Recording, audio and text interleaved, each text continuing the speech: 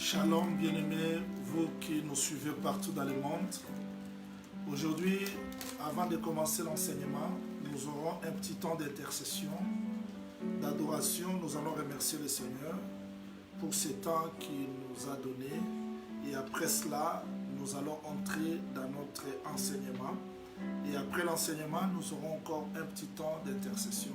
Je donne la place au chantre et nous entrons dans la présence du Seigneur.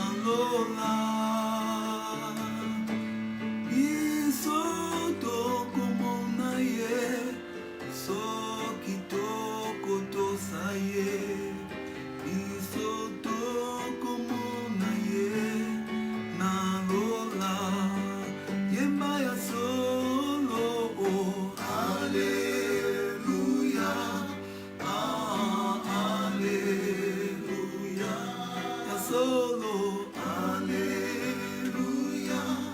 na Yesu, elonga nanga, Alléluia, Alléluia, Alléluia, na Yesu. Merci, merci, je sais que nous aurons le temps de faire l'intercession. Je demande au chantre de nous libérer un peu. Dans quelques minutes, nous allons le rappeler. Et nous aurons le temps de l'intercession, nous aurons le temps de la prière. Et voilà pourquoi on a voulu commencer par remercier le Seigneur. Et ces cantiques, c'était pour nous faire entrer dans la présence du Seigneur. Après ce temps de la prédication, nous aurons le temps d'adoration encore et nous aurons le temps de la prière, d'entrer dans la présence du Seigneur. Nous bénissons les bien-aimés qui nous suivent partout dans le monde. Je dis shalom à tous les saints.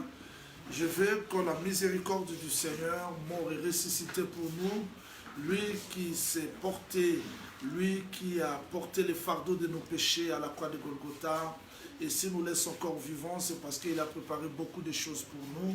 Nous croyons, comme je ne cesse de le dire, nous approcher de Dieu, c'est pour notre bien. Et ce matin, je dis, nous approcher de Dieu, c'est pour notre bien. Ne ratez pas parce que nous aurons beaucoup de temps fort de l'intercession. Nous allons prier pour notre foi.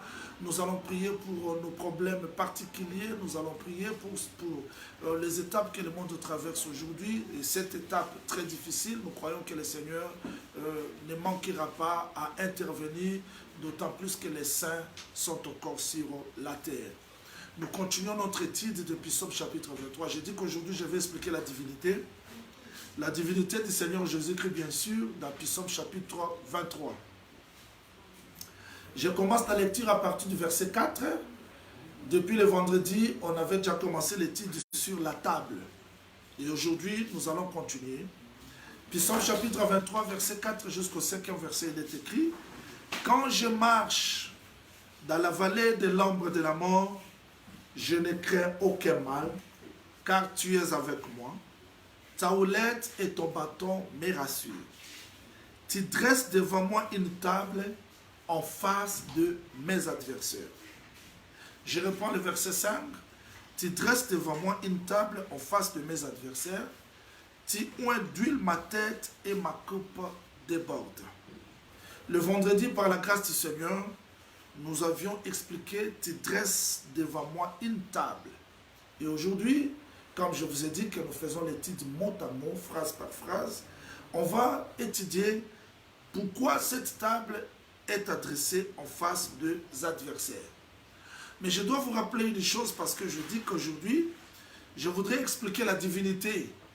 La divinité parce que la vie éternelle est que les gens connaissent celui que le Père a envoyé. Je suis dans Jean chapitre 17, verset 3. La vie éternelle est que les gens aient la connaissance exacte Père et de celui qui l'a envoyé. C'est-à-dire, si on comprend la divinité, cette connaissance produit la vie éternelle dans nous, parce que là, cela nous poussera de ne pas prier ou d'adorer n'importe où et n'importe quel Dieu. Parce que la femme samaritaine, bien que Jésus-Christ a discerné ses pensées, il a parlé beaucoup de choses, mais la femme samaritaine était restée sur la divinité. Il dit, vous adorez. Vous dites que le lieu d'adoration, c'est seulement à Jérusalem. Mais nos pères ont adoré sur cette montagne. C'est-à-dire que la connaissance de la divinité nous pousse à faire une adoration complète. Là, nous n'allons pas dire comme tout le monde dit que Dieu est partout. Et parce que Dieu n'a pas dit qu'il est partout. Il voit partout, mais il n'est pas partout. Il est écrit que là, 2 ou 3 seront réunis en mon nom. Je serai au milieu d'eux. Et je suis au milieu d'eux. C'est-à-dire qu'en réalité, nous avons besoin de comprendre la marche de Dieu, la divinité, pour qu'on n'adore pas n'importe quel Dieu. Michée a dit, dans le livre de Michée, chapitre 4, verset 5, il a dit que chaque nation marchera au nom de ses dieux, mais Israël marchera au nom de l'Éternel, son Dieu. Et c'est la connaissance de cette divinité qui a poussé David de triompher Goliath, parce qu'il avait dit à Goliath, l'Éternel, Dieu des armées, que tu as insulté, te livrera entre tes mains, entre mes mains, et toute cette multitude saura que ce n'est pas par l'épée ni par la lance que l'Éternel délivre, mais la délivrance appartient à l'Éternel. Raison pour laquelle, dans Psaume chapitre 23, nous voulons étudier un peu la divinité. Qu'est-ce que Dieu a caché ici? Je dois vous rappeler une chose, que David, avant qu'il chante comme brebis, il était qui? 1 Samuel nous répond, je suis dans 1 Samuel chapitre 17. Il faudra que je parte petit à petit pour que vous ayez l'exactitude des choses que je vais dire. Je suis dans 1 Samuel chapitre 17. 1 Samuel chapitre 17. Je lis un texte qui est très important et cela nous permettra de comprendre ce que nous voulons dire. 1 Samuel chapitre 17 verset 20. David se leva de bon matin, il laissa les brebis à un gardien, prit sa charge et partit. Vous voyez? David était tout d'abord le pasteur. Parce que le travail qu'il faisait, il était pasteur. Maintenant, pour aller délivrer Israël, il laisse les troupeaux entre les mains d'un gardien. Lui descend pour délivrer. J'aimerais que vous reteniez bien les textes parce que ces textes vont nous aider à comprendre la divinité. C'est-à-dire que David était pasteur. Il était pasteur. Il était en train de paître le troupeau de son père. Il est pasteur. Mais c'est David pasteur. Comment dans Psaume chapitre 23 il chante? Parce que nous sommes dans Psaume chapitre 23. Comment c'est David dans Psaume chapitre 23? Un pasteur chante. L'Éternel est mon berger. Alors que lui est le pasteur. Vous voyez, David est le pasteur, mais il devient la brebis. C'est-à-dire que pour chanter, il ne pouvait plus rester pasteur, mais il devient la brebis. Or, c'est que David chante, la relation étroite entre la brebis et le pasteur, il peut bien expliquer parce qu'il était un pasteur, il devient brebis. Donc, comme pasteur, il peut bien expliquer le rôle du pasteur parce qu'il l'était. Et il devient brebis. Quand est-ce que David est devenu brebis? Parce qu'il abandonne le troupeau. Et quand Saoul le suivait, là David devient une brebis parce qu'elle devait chercher le lier ça et là. Et celui qui le conduisait maintenant, c'était l'Éternel. C'est-à-dire, j'explique David comme pasteur, David comme brebis. Je vais donner le pourquoi de ces mouvements. Et on peut me poser la question, prophète Jean-Louis, d'où vient la divinité? Vous allez comprendre comment David est devenu brebis. Et pourquoi il devient brebis. C'est-à-dire, David était pasteur. Tout le long de sa marche, s'il appelle l'Éternel comme son berger, parce que comme pasteur, il savait prendre soin de son troupeau. Mais pendant qu'il fouillait Saül, celui qui le gardait, celui qui le dirigeait, c'était un autre pasteur. Et à ce moment-là, David devient la brebis. Mais qui est la brebis? C'est celui qui a dirigé. C'est-à-dire qu'il était pasteur, il devient brebis. Maintenant, à la fin de son ministère, parce que les psaumes ici, ce n'est plus le pasteur, mais c'est la brebis qui chante comme un chantre. C'est-à-dire que vous avez David pasteur, David brebis, David chantre.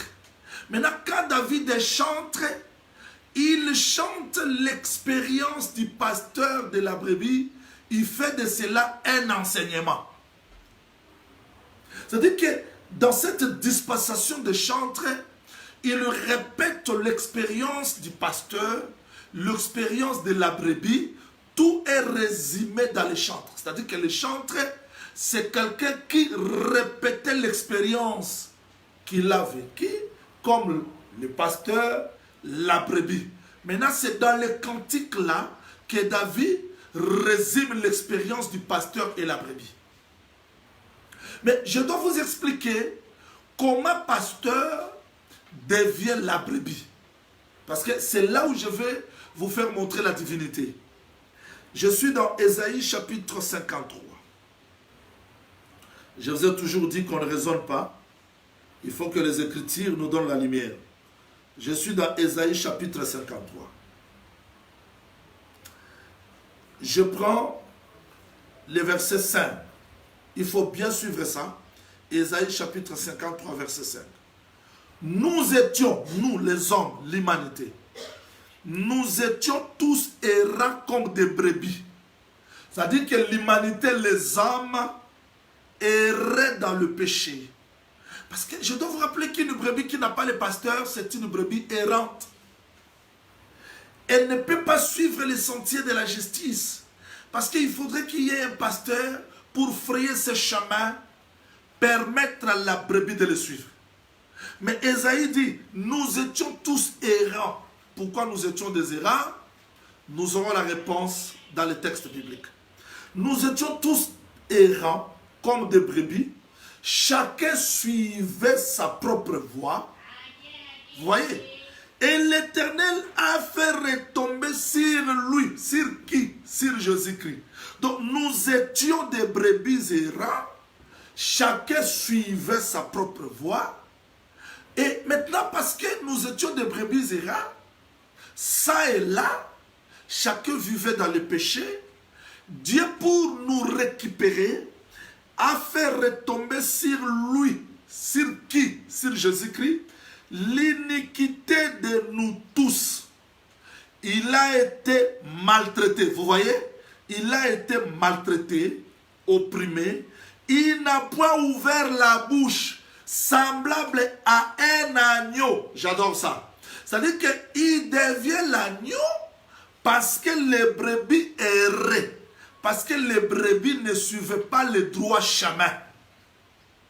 Et parce que toute la terre ne suivait pas le droit chemin, et nous étions les brebis errantes, parce que depuis que Dieu a chassé l'homme dans le jardin d'Éden, l'homme vivait dans l'errance. On suivait les penchants de nos cœurs. Voilà l'errance. Nous étions des brebis égarées. Maintenant, Dieu, pour nous récupérer, là, je montre comment est-ce qu'il quitte la nature du pasteur, il devient brebis. Retenez ça. Il a été maltraité et opprimé. Il n'a pas ouvert la bouche, semblable à un agneau qu'on amène à la boucherie, à une brebis muette. Voilà pourquoi quand il pouvait poser au Seigneur la question, il ne répondait pas. Pilate, quand les gens le maltraitaient, il ne répondait pas, parce que là, il devient la brebis. Une brebis muette, devant ceux qui l'attendent, il n'a pas ouvert sa bouche. Je veux que le Seigneur ajoute l'explication à la lecture de sa parole. C'est-à-dire que là, on comprend comment c'est lui qui a conduit Israël. Vérifiez Deutéronome. Vérifions Deutéronome nous aide. Je vais chercher Deutéronome chapitre 32. Je prends Deutéronome chapitre 32, verset 12. L'Éternel seul a conduit son peuple. C'est-à-dire que là, il était pasteur. Maintenant, je réponds à la question et j'explique. C'est-à-dire que Dieu, comme pasteur, c'est ça le Père, qui conduisait. Comme le Père, il dirigeait. Mais il dirigeait qui? Il dirigeait un troupeau. J'aimerais que vous me suivez et je veux que Dieu vous accorde l'intelligence pour comprendre le plan de la rédemption dans la divinité. Comment Dieu dans le ciel conduisait un peuple qui était terrestre. Alors que pour conduire, il faut qu'il y ait quelqu'un devant. Parce que Jean chapitre 10 nous répond clairement que le pasteur, quand il vient, il frappe la porte. Le portier ouvre la porte au pasteur. Le pasteur doit sortir les brebis et lui-même sera devant. Vous voyez? Ça dit que le pasteur ne peut pas rester dans le ciel et conduire le peuple. Non. Il faut que le pasteur soit devant pour que le brebis ne soit pas le brebis errante. Parce que le brebis, comme nous allons comprendre aujourd'hui, une brebis, c'est un animal qui est moins intelligent. Il ne comprend rien. Elle a besoin d'un pasteur. Mais comme l'Éternel conduisait, il était dans le ciel. Ça, j'explique la dispensation du Père. C'est-à-dire le Père qui est dans le ciel, c'est le conducteur. Là, il ne pouvait pas nous conduire dans un bon chemin. Il ne pouvait pas nous suivre le droit chemin parce que le Père restait dans le ciel. Et les brebis erraient. Voyez la vie d'Israël. La colonne du feu, la colonne de nuée était dans le ciel. C'est ça le Père. J'explique le Père. Mais Israël, à chaque fois, il y avait toujours des murmures, des problèmes, des difficultés parce que le conducteur doit être devant. J'ai toujours dit aux hommes de Dieu, aux pasteurs, aux prophètes, docteurs, évangélistes, qui que vous soyez, pour bien conduire, il faut être le modèle du peuple. On ne peut pas donner aux gens les programmes de la prière. Nous restons dans nos maisons. Le peuple jeune, toi tu restes là. Là, l'église ne sera pas bien dirigée. Il n'y aura pas de progrès parce que le pasteur doit être devant. Devant de tout. Voilà pourquoi l'arche était devant. Maintenant, j'explique la dispensation du Père. Le Père, c'est celui qui dirigeait. Mais parce que les brebis étaient toujours errantes, ça et là, dans le péché. Dieu a frappé au tas de Noé. Il y avait toujours la révolte, l'incrédulité. Au temps de Sodome, la révolte, l'incrédulité. Maintenant, ce Dieu-là devait devenir la brebis, devait devenir l'agneau pour frayer un chemin. J'adore ça que j'ai un pasteur agneau.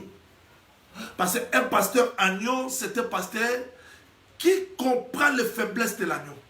Un pasteur, quand je tombe, il peut compatir parce que lui aussi est devenu la brebis. C'est la bonne nouvelle que je vous apporte ce matin. Dans mes faiblesses, il me comprend parce que lui aussi est devenu la brebis. Donc Dieu a fait retomber l'iniquité, le péché sur lui. Maintenant, il devient la brebis. Là, je parle de la dispensation du Fils. C'est-à-dire, le Père, c'était le pasteur. Le Fils, c'est lui maintenant la brebis. C'est-à-dire que Dieu est au milieu de nous. Alors, allons-y vite pour comprendre la divinité. Allons-y vite pour comprendre la divinité. Je vais expliquer un texte très important. Cela nous aidera à comprendre la divinité. Je suis dans Philippiens chapitre 2, verset 6. Et je descends jusqu'au 8e verset. Lequel existant en forme de Dieu, n'a point regardé comme une proie arrachée d'être égal avec Dieu, mais s'est dépouillé lui-même. Tu vois? Il s'est dépouillé lui-même en prenant une forme de serviteur. Parce que sur la terre, il n'y avait que des serviteurs. Mais ces serviteurs-là ne pouvaient pas bien servir. C'est alors qu'il est devenu serviteur en prenant une forme de serviteur et devenant semblable aux hommes. Ayant apparu comme un simple homme, il s'est humilié lui-même, se rendant obéissant jusqu'à la mort, même jusqu'à la mort de la croix. C'est-à-dire que là, il devient la brebis. C'est ça le Fils. C'est ça la nature du Fils. Jésus devient la brebis, devient l'agneau. Je ne sais pas si vous comprenez comment est-ce que David était pasteur. Il est devenu l'agneau. C'est-à-dire qu'il était père. Il devient fils. Et quand il devient fils, c'est pour conduire plusieurs fils dans la rédemption. C'est pour conduire plusieurs fils dans le salut. Je rappelle que, peut-être vous ne savez pas, Dieu n'a jamais appelé Moïse son fils. Peut-être vous serez scandalisé. Moïse n'était pas le fils de Dieu. Israël n'était pas le fils de Dieu. Aucun prophète était le fils de Dieu. Ils étaient des serviteurs. Voilà pourquoi Hébreu dit que Moïse était serviteur dans la maison. Mais quand le fils est venu, vous voyez la différence? C'est-à-dire que Jésus-Christ, c'est le fils. Il devient maintenant l'héritier de la maison. Mais Moïse n'était pas l'héritier parce qu'il n'était pas fils. Mais pourquoi Jésus-Christ devient fils? C'est pour que par lui, nous devenons les fils par adoption. C'est-à-dire que lui, Jésus-Christ devient l'agneau, il devient la brebis pour frayer le chemin. Voilà pourquoi nous l'appelons fils. Mais celui que nous appelons fils, c'est celui qui a conduit comme le Père. Jean chapitre 16, verset 13. Vérifions ça. Vérifions ce texte, ça va nous aider. Avant qu'on prie, on a besoin d'écouter. Jean chapitre 16. Jean chapitre 16. Je commence la lecture à partir du verset 12 et je descends. J'ai encore beaucoup de choses à vous dire, mais vous ne pouvez pas les supporter maintenant. Mais quand le consolateur sera venu, l'Esprit de vérité, il vous conduira, très important. Donc celui qui a conduit comme le Père, il devient l'agneau.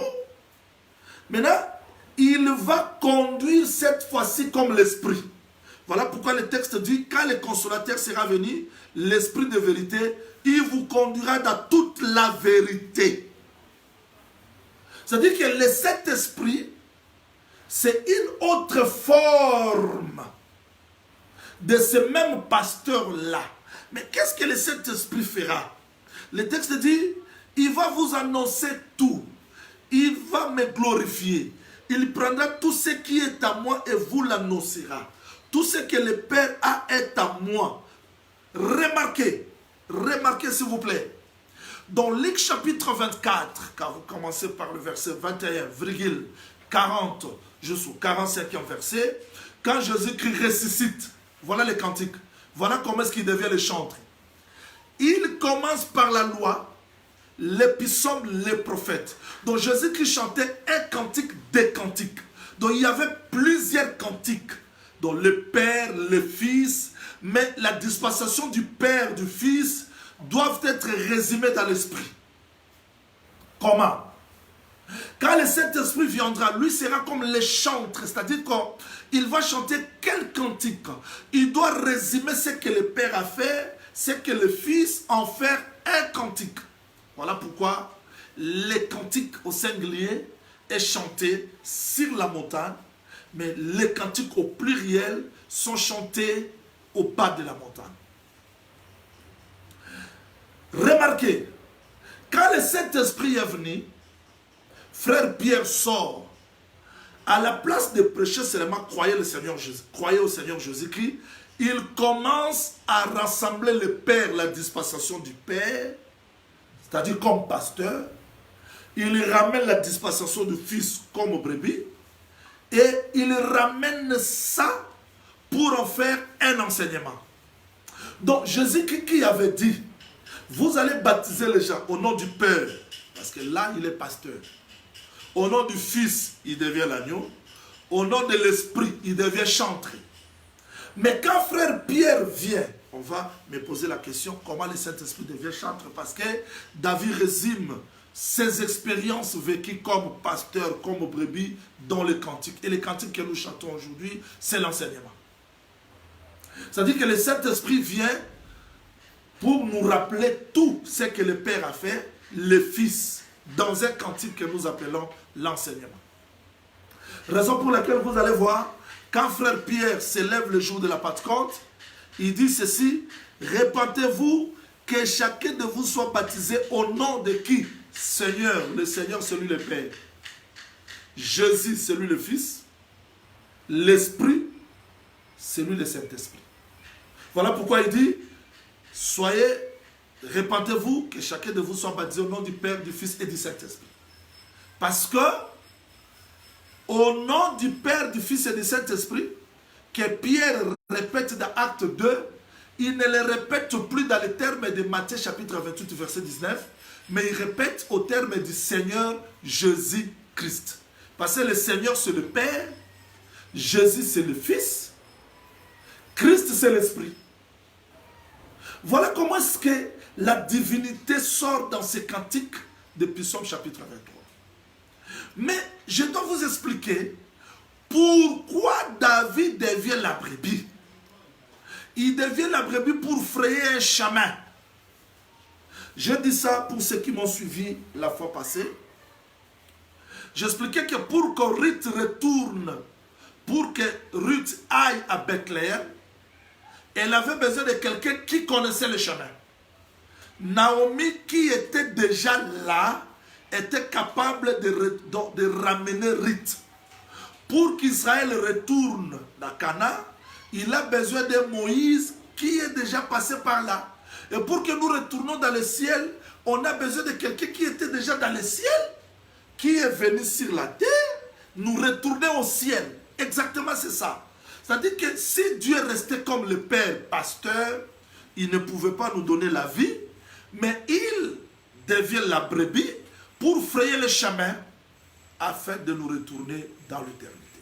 Voilà la pensée de la divinité qui est cachée dans Psaume chapitre 23. Et nous allons commencer à étudier cette divinité petit à petit. Mais retournons là où nous sommes arrêtés dans le vendredi. Psaume chapitre 23. Rapidement. Tu dresses devant moi une table en face de mes adversaires. Oh là là, ça, c'est là où on avait jubilé le vendredi. C'était très magnifique de comprendre qu'après la vallée, il y a une table. Très important. C'est-à-dire, dans le verset 4, on dit, quand je traverse la vallée de l'ombre de la mort, je ne crains aucun mal, car ta houlette et ton bâton me rassurent. Gloire au Seigneur. Là, nous sommes dans la vallée. Mais quand on sort de la vallée, David dit, tu dresses devant moi une table. Qui dresse la table? C'est le pasteur. C'est-à-dire que, à part cette vallée que nous vivons, il y a encore une table. Oui, frère, il y a une table. J'ai expliqué ça le vendredi. Pour ceux qui ne m'ont pas suivi, un petit rappel. C'est-à-dire, le pasteur nourrit la brebis. L'Éternel est mon berger, je ne manquerai de rien. Il nous a nourris. Mais quand nous traversons la vallée de l'ombre de la mort, il se sert de la houlette et le bâton. Mais après avoir traversé la vallée de l'ombre de la mort, de l'autre côté, il y a encore une table. Voilà pourquoi je vous ai dit, les souffrances de temps présent ne sauront jamais être comparées à la gloire à venir. À part les souffrances que nous endurons, mais nous croyons qu'il y a une table qui nous attend de l'autre côté. Donc pour que nous mangions sur cette table, on doit traverser la vallée. Je vous ai dit que ce corps, c'est le corps de la honte, c'est le corps de la corruption, ce monde de l'injustice, de la souffrance. Et c'est ce que frère Paul dit. Si nous avons reçu le Seigneur Jésus-Christ seulement pour cette vie, nous sommes le plus malheureux. Mangeons, buvons, car demain nous allons mourir. Mais nous croyons qu'au-delà de la vallée, il y a une table qui nous attend. Et cette table-là, c'est le repos. Voilà pourquoi j'ai dit le vendredi et ceux qui sont appelés au festin. Oui, mon frère, ma soeur, toi qui souffres, il y a une table qui nous attend. Souvenez-vous de la maison d'Israël. Parce que, comme le frère Paul l'a dit dans 1 Corinthiens chapitre 10, verset 7, ces choses leur sont arrivées pour nous servir de type, d'exemple. Dieu a nourri Israël en Égypte par la brebis. Parce que c'est l'agneau qui devait frayer le chemin. Il a dit, Exode chapitre 3, verset 8 jusqu'au 10e verset, il dit, je vis, j'ai attendu, je suis descendu, mais ce Dieu-là est descendu comment? Il devient comme l'agneau. Et quand Israël mange l'agneau dans sa totalité, c'était le départ. Là, Israël peut dire, l'Éternel est mon berger, je ne manquerai de rien.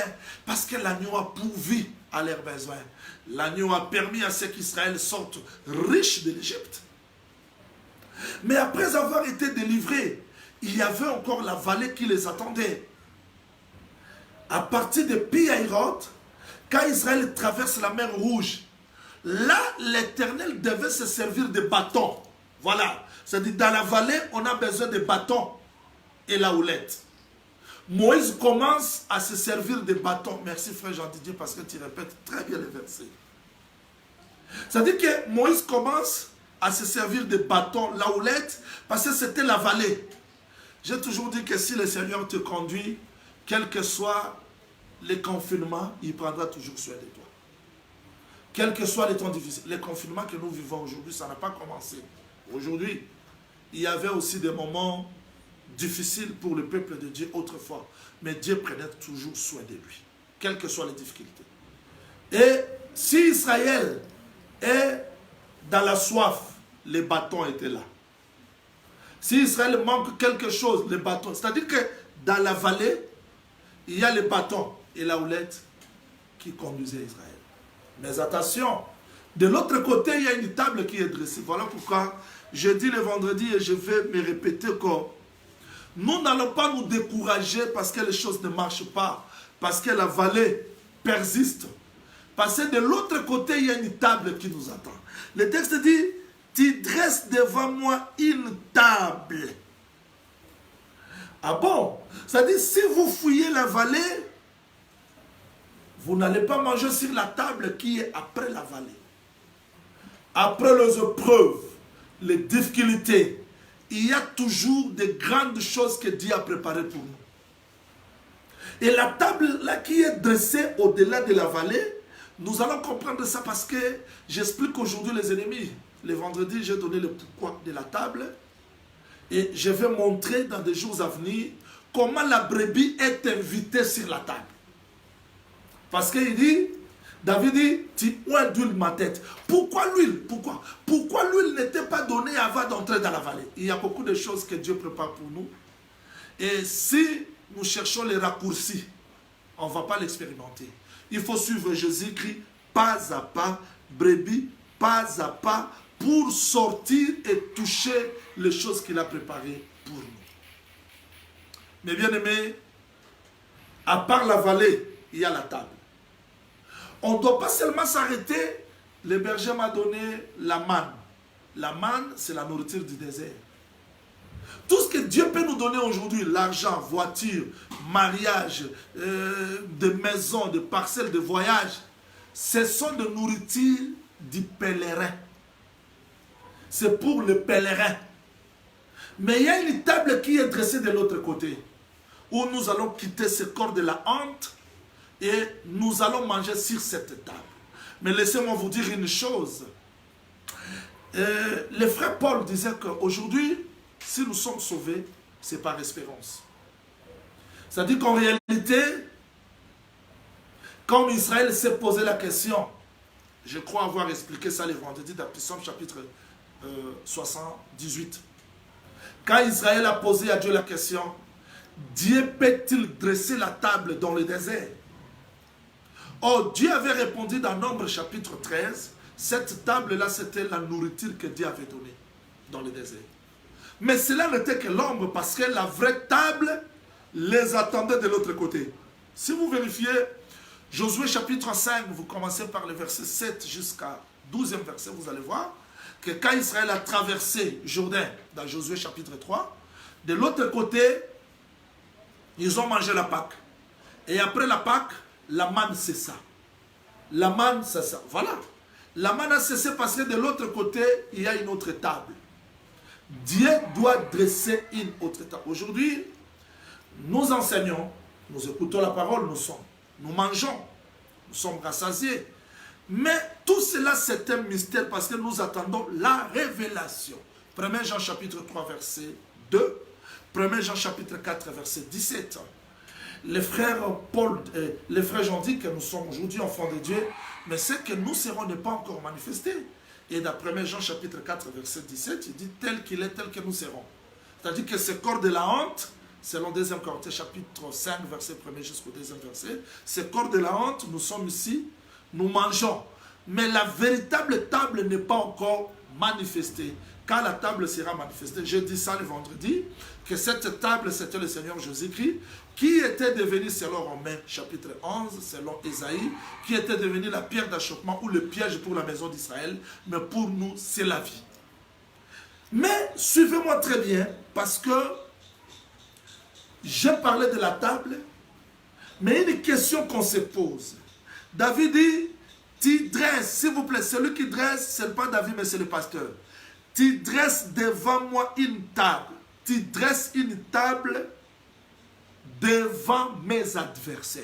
Ça revient encore. C'est ce que je vous ai promis que je vais parler aujourd'hui.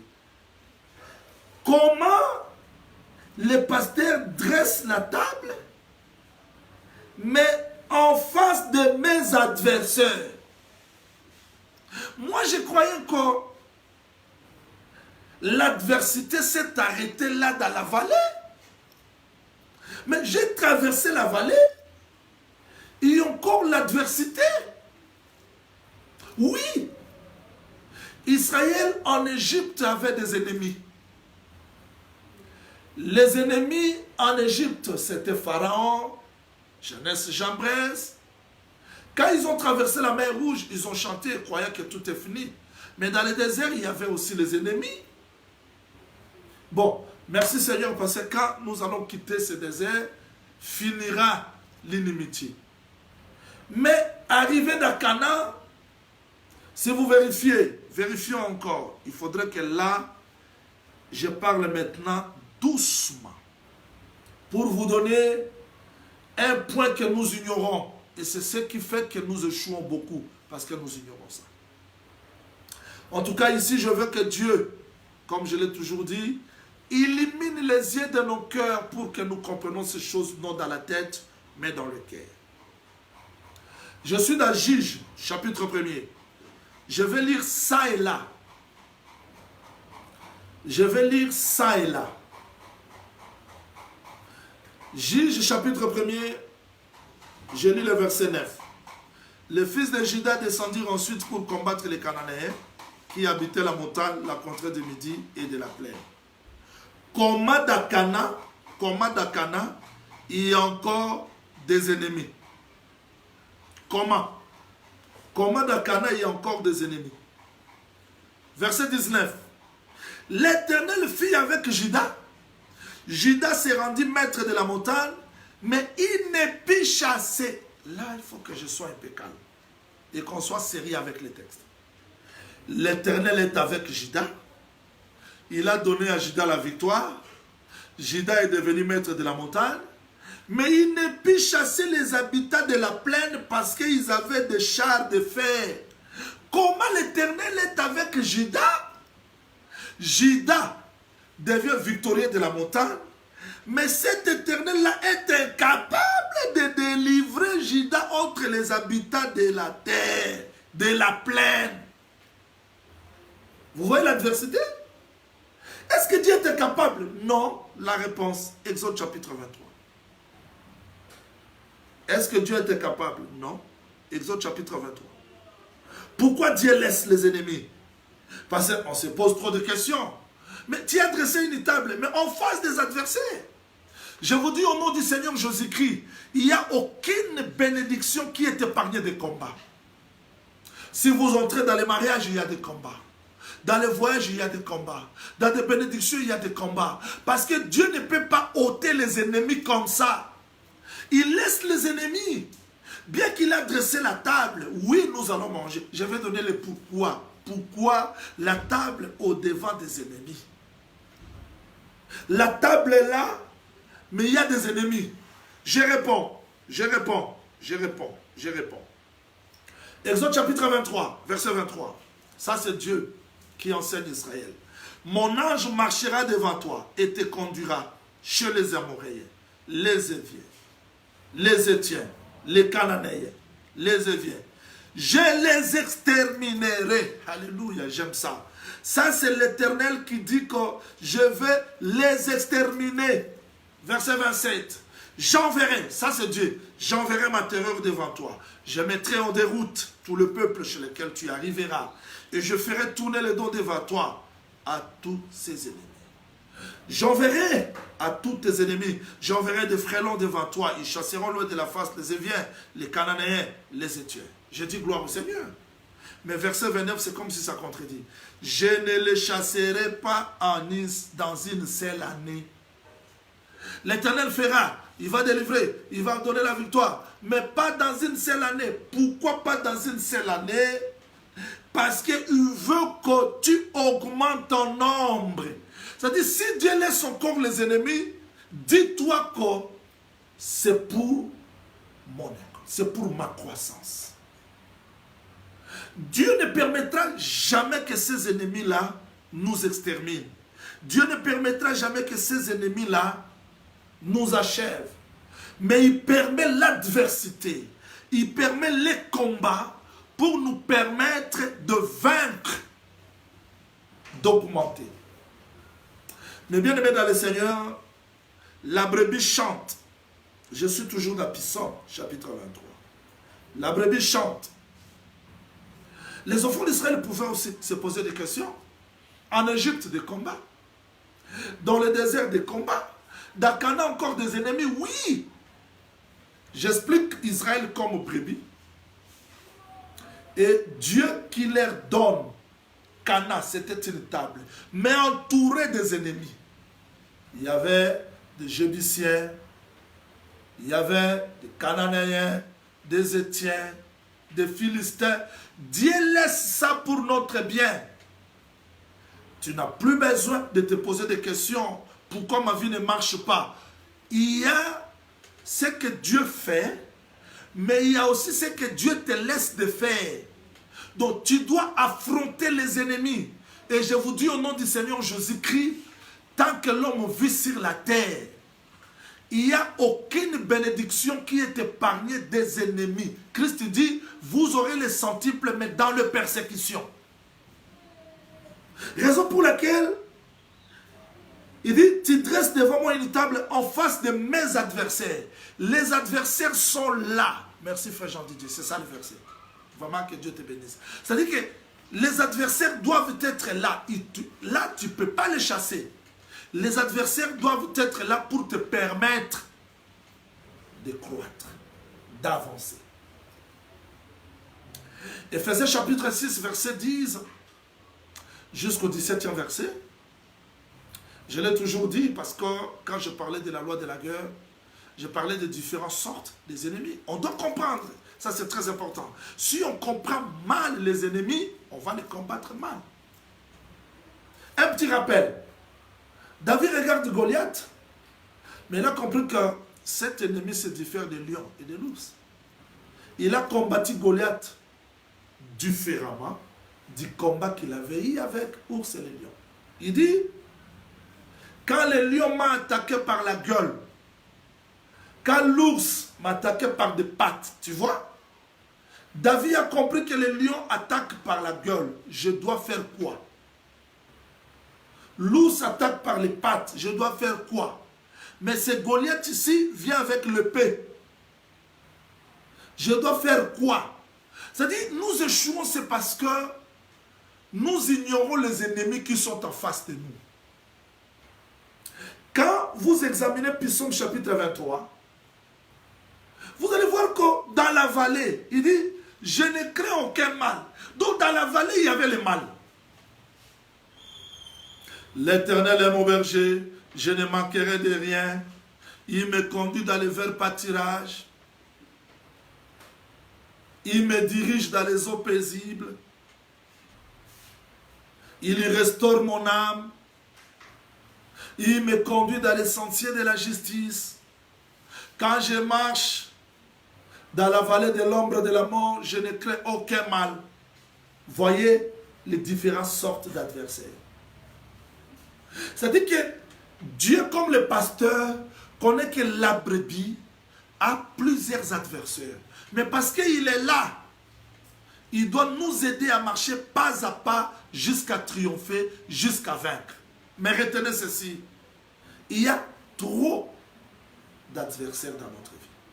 Le premier ennemi, c'est la chair que nous portons. Nos émotions, nos sentiments. Parce que je vous ai dit et je veux me répéter qu'une brebis qui se dirige seule va s'égarer. 1 Pierre chapitre 2. J'avais dit que nous aurons la réponse. 1 Pierre chapitre 2 nous répond. 1 Pierre chapitre 2 verset 25. Voilà. 1 Pierre chapitre 2 verset 25. Commençons par le verset 24 pour la meilleure compréhension. 1 Pierre 2, 24, 25. Mais le verset qui nous intéresse plus, c'est le verset 25. Lui qui a porté lui-même nos péchés en son corps sur le bois, afin que mort au péché, nous vivons par la justice. Lui par le maîtrissure duquel vous avez été guéris. Vous voyez le pasteur et la brebis?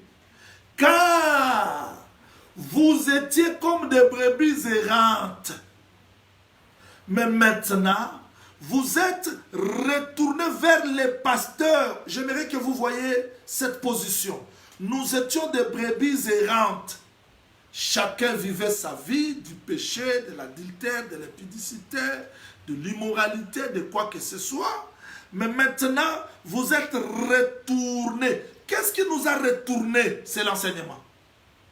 Vers le pasteur et le gardien de vos âmes. C'est-à-dire que celui qui retourne vers le pasteur, il ne se dirige plus seul. Mais c'est le pasteur qui nous dirige et il devient le gardien de nos âmes.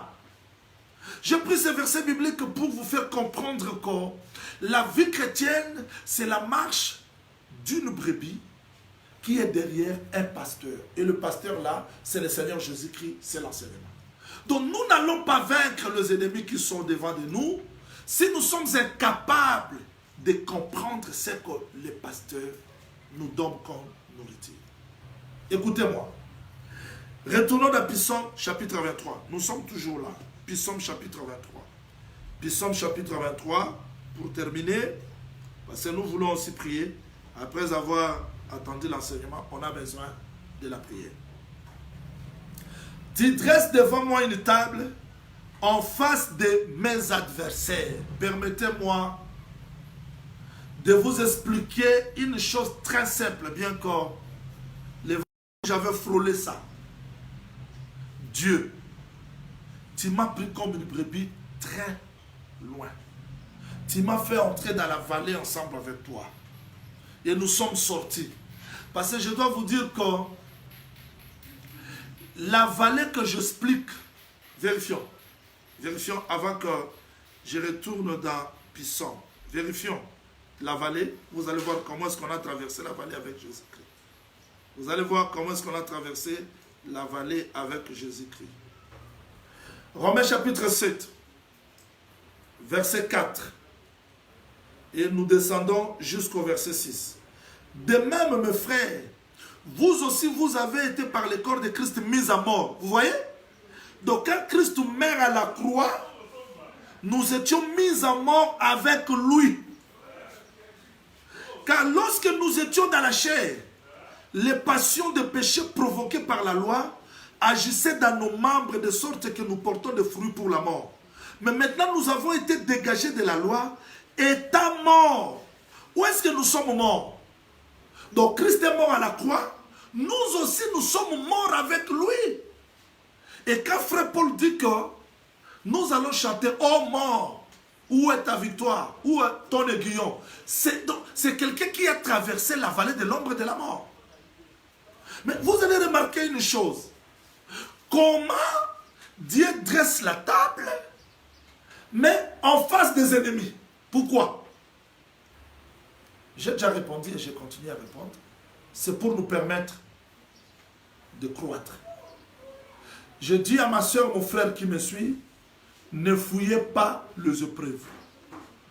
Ne te pose pas de questions pourquoi ces épreuves demeurent. Pourquoi j'ai jeûné, j'ai prié, il n'y a pas de changement. Reste là. Si l'Éternel a dressé la table devant toi, les ennemis aussi sont là. Et tu ne vas pas fuir les ennemis. Tu dois les affronter. Comment Genèse, vérifiez un texte que j'ai frôlé ça le vendredi. Comment dans Genèse chapitre 13, nous pouvons voir cette chose. 12 plutôt. Commençons par le premier verset et jusqu'au deuxième. L'Éternel dit à Abraham, va-t'en de ton pays, de ta patrie, de la maison de ton père, dans le pays que je te montrerai. Je ferai de toi une grande nation. Je te bénirai. Je rendrai ton nom gras. Tu seras une source de bénédiction. Je bénirai ceux qui te béniront. Je maudirai ceux qui te maudiront. Et toutes les familles de la terre seront bénies à toi. Oh, merci Seigneur. Ça, c'est la promesse, non? Abraham, comme une brebis, doit aller pour palper. Parce que dans la table, si Dieu dresse la table, c'est-à-dire il y a la nourriture. J'ai expliqué ça le vendredi. C'est là où on doit manger. Parce qu'on a traversé la vallée On est maintenant invité à la table. J'expliquerai ça. Comment la brebis, après la vallée, est invitée. Nous sommes invités à la table. Mais curieusement, on regarde encore, il y a des ennemis. C'est là où nous abandonnons. C'est là où nous échouons. Dieu a besoin de tester notre foi. Dieu a besoin que nous expérimentons sa grâce d'une manière ou d'une autre. Voilà pourquoi les ennemis sont là. Abraham part. Vérifions. Vous allez voir. Abraham partit comme l'Éternel le lui avait dit, non comme un homme. Verset 6. Abraham parcourut le pays jusqu'au lieu nommé Sichem, jusqu'au chêne de Morée. Les Cananéens étaient alors dans le pays. Maintenant on se pose des questions. Seigneur, tu m'as dit, va, tout ira bien, tu seras béni. Mais Abraham, encore les Cananéens. Et le texte dit qu'Abraham n'avait pas un lieu où poser ses plats de pied parce qu'il vivait comme un pèlerin, un voyageur, mais dans le lieu que Dieu lui a promis. Je ne sais pas si vous comprenez ce message. Comment il y a la table, mais des ennemis encore. Oh, merci Seigneur. C'est dans le lieu qu'Abraham voit les Cananéens comme les ennemis. L'Éternel ne comprend rien, mais l'Éternel est là. Ne craignez rien. Même si les choses ne marchent pas, ne craignez rien. Même si tu vois les ennemis, n'abandonne jamais. Reste là. Parce que ces ennemis que vous voyez, si vous restez dans la présence du Seigneur, demain, vous n'allez plus les revoir. Je prie cette partie de l'exhortation. C'est pour nous faire comprendre que ce psaume 23 que nous étudions n'aura jamais sa signification dans nous si nous ne nous conduisons pas comme la brebis.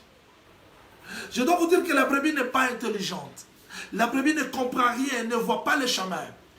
Est-ce que nous pouvons réaliser que sur cette terre que nous vivons, il y a trop d'inimitié? Là où on ne voit pas les ennemis, Dieu peut susciter les ennemis. Nous avons les ennemis dans nos familles, dans nos maisons, dans le lieu du travail. Partout où nous allons, nous avons des ennemis. Mais si nous ne nous abandonnons pas comme la brebis, nous n'allons pas nous en sortir. Je dis aux gens qui ont peur de ces confinements, qui se posent trop de questions, confinement, ne craignez rien. Avant que ce confinement arrive, le Seigneur connaissait. Avant qu'Israël affronte la mer Rouge, Dieu connaissait, voilà pourquoi il avait déjà mis un chemin dans la mer Rouge. Avant que les épreuves nous arrivent, avant que les difficultés nous atteignent, Dieu connaissait tout. Ne craignez pas les ennemis. Même si en face de vous, il y a des ennemis, je dis que ces ennemis-là, ce n'est pas à côté, mais en face. Tu dresses devant moi une table, mais en face de mes adversaires. C'est-à-dire que l'adversité est en face, ça te voit comme ça.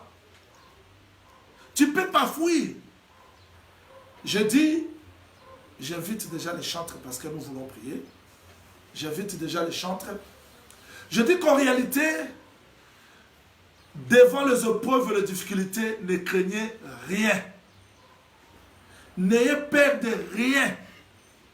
Ne craignez rien parce que si Dieu laisse les adversaires, il est capable de t'accorder la force pour t'en sortir. Je veux que ce message vous fortifie. Je veux que ce message vous accorde la force de vaincre les adversaires. Je ne sais pas quelle sorte d'adversaire que tu vois devant de toi.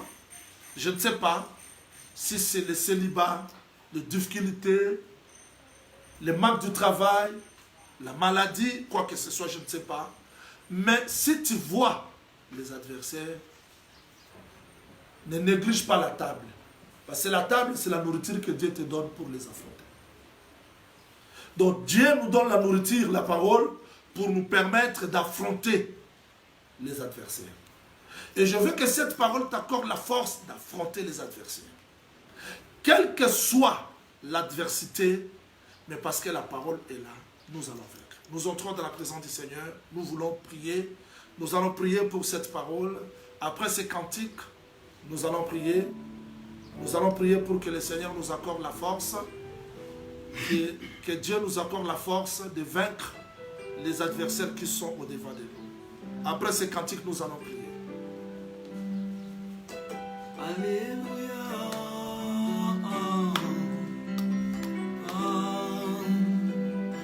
L'agneau de Dieu.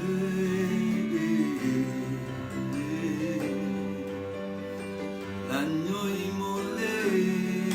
Jésus.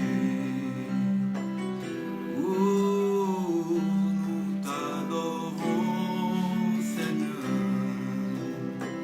Seigneur, dans nos cœurs. Oh, alléluia et alléluia.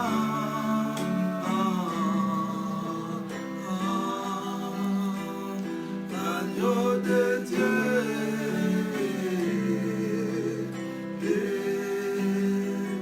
L'agneau immolé.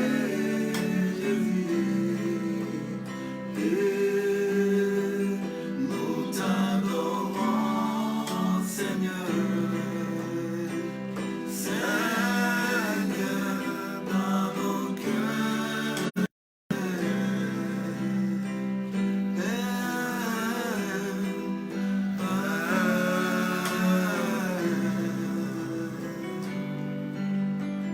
Yohane akolakisa Yesu.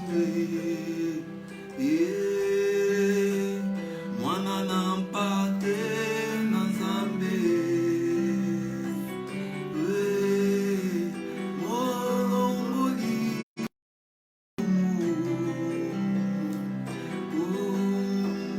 toyembeli yo molongi.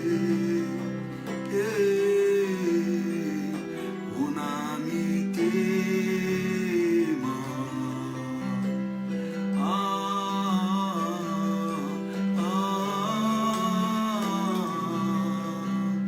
Oh, alléluia, alléluia.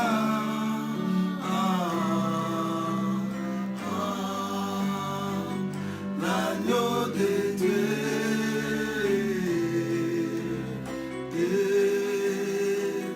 L'agneau immolé, Jésus. Nous t'adorons, Seigneur. Seigneur, dans nos cœurs. Oh, alléluia, oh. Alléluia, oh. Alléluia, oh. Jésus est vivant. Alléluia, alléluia, oh. Jésus est alléluia, oh. Alléluia, oh. Jésus est vivant. A donné l'autorité.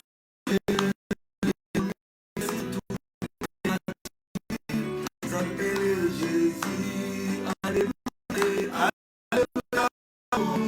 Jésus, alléluia, oh, alléluia, oh, Jésus est vivant, oh, alléluia, alléluia, oh, Jésus, alléluia, oh, alléluia, oh, Jésus est vivant. Soki ezalaki mpona mbongo, Yesu nanga nalingaki.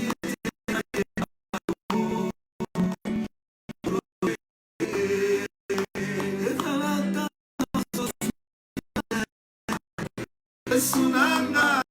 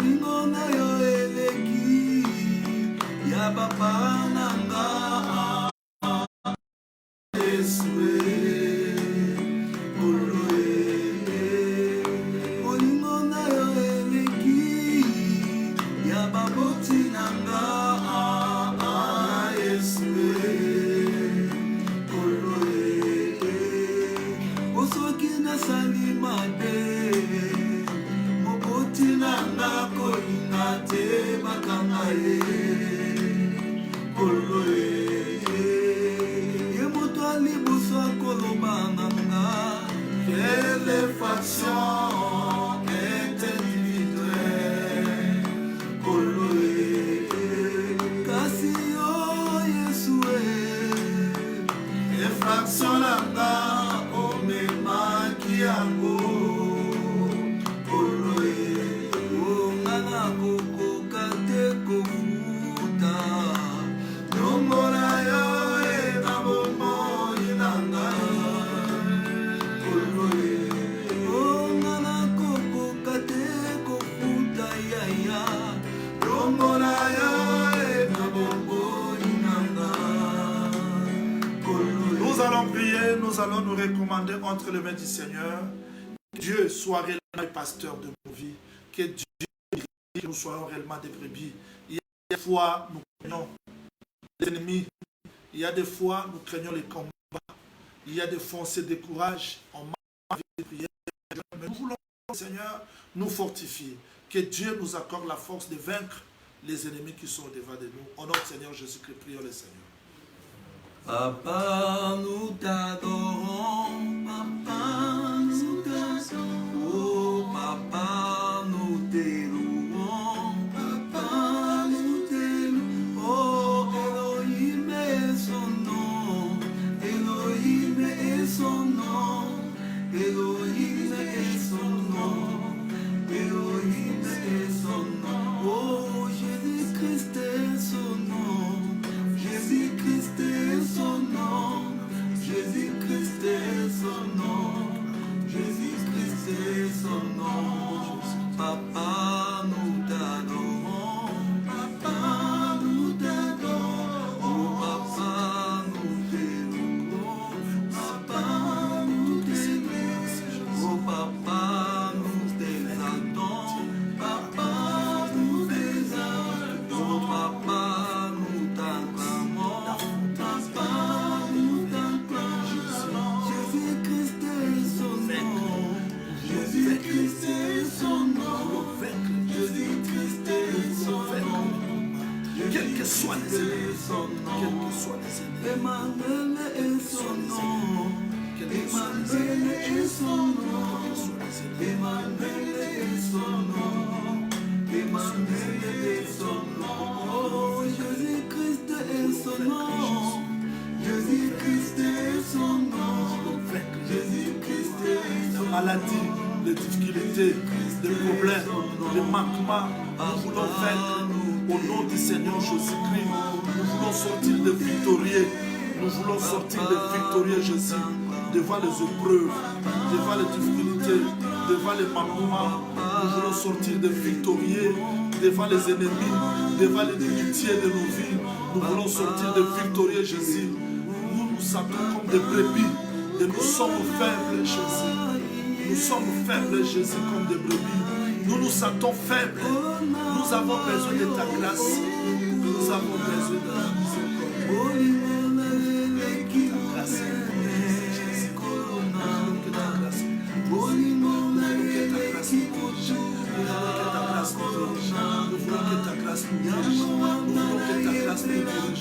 Oui, Jésus-Christ, ta grâce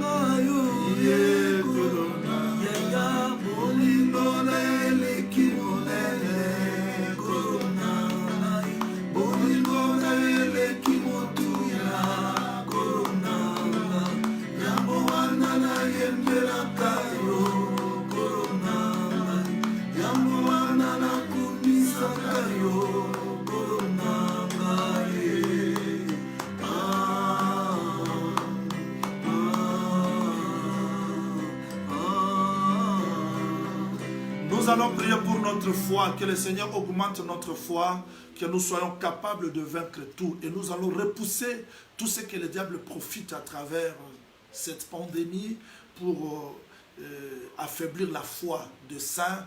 Nous allons les repousser et nous allons prier pour même les bien-aimés qui sont à terre, que le Seigneur intervienne. Nous allons prier pour tous les saints dans le monde entier, pour les serviteurs, que Dieu nous accorde la force, que la paix du Seigneur nous accorde la force de vaincre cette pandémie. Jésus-Christ, prions le Seigneur. Nalingi yo na motema nanga nakobatela liloba oyayo nalingi yo na motema nanga nakobatela liloba oyayo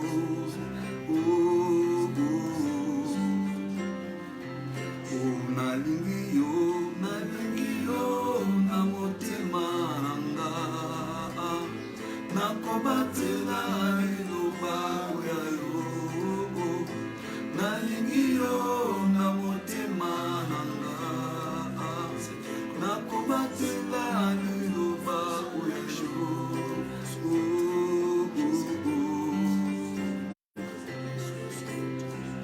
mwana nzambe atelemelaka te mongongo na nzambe lokola papa bala yama eyatika mezokotami eyakendeki kanana mpona kotosa nzambe nalingi yo na motema nanga nakobatela liloba oyayo nalingi yo na motema nanga nakobatela liloba oyayo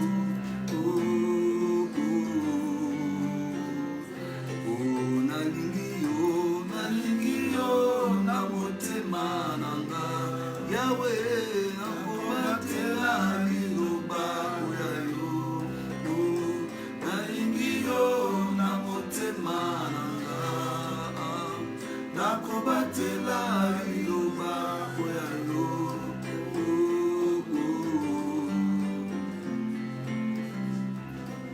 nazali kati ya libanga lokola dama bato bakosalanga konini lisuni na ngai nzambe nalingi yo na motema nanga Augmentation de foi et de force, de capacité. Et nous repoussons tout ce qui est nalingi yo na motema nanga nakobatela liloba oyayo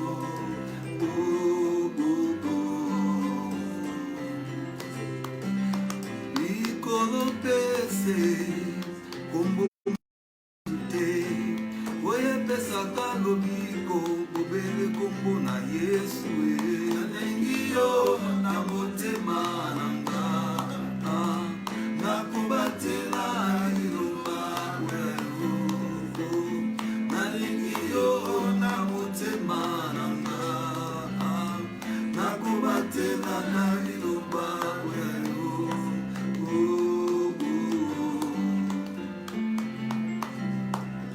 mwana nzambe atelemelaka te mongongo na nzambe lokola papa bana yama. Nous allons remercier le Seigneur qui nous a exaucés. Nous allons recommander cette semaine entre les mains du Seigneur, que ce Dieu-là nous garde, nous protège, qu'il protège nos familles, nos foyers. Au nom du Seigneur Jésus-Christ, remercions-le. Esika bozwi ezali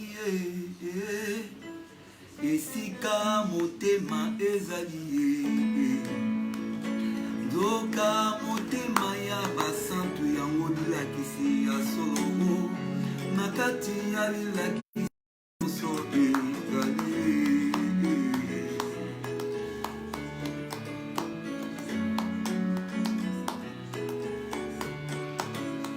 esika bozwi ezali esika motema ezali ndoka motema ya basantu yango lilakisi ya solo na kati ya lilakisi nyonso mama nazwi ebozwi ya solo nazie bozwi ya solo Yesu nde bozwi nanga Yesu nde bozwi nanga Masia yokumama. Oui, nous voulons que le Seigneur vous accompagne cette semaine. Que les portes qui étaient fermées s'ouvrent. Que la grâce du Seigneur vous accompagne. Que la maladie soit loin de vous. Tout ce que vous allez toucher puisse prospérer. Que la grâce du Seigneur vous accompagne. Que Dieu soit le chemin. Qu'il illumine les yeux de vos cœurs. Que cette semaine, la paix du Seigneur vous accorde. Au nom du Seigneur Jésus-Christ, les rendez-vous, c'est pour le vendredi à partir de 17h, heure de Kinshasa. Et nous aurons aussi le temps de la prière et de jeûne. Allons-y, nous allons nous quitter par ces cantiques. Allons-y, les chanteurs. Awana koyemba oh oh soki olingi ozwa nde motema ya Nzambe okokuta yango kati na ekelezia yango nilakisi ya solo na kati ya nilakisi nyonso Ombama nazwi ebozwi ya solo nazwi ebozwi ya solo Yesu nde bozwi nanga. Que le Seigneur vous bénisse. Shalom, nous sommes à la fin. Continuez à chanter à la maison. Que le Seigneur vous bénisse. Merci.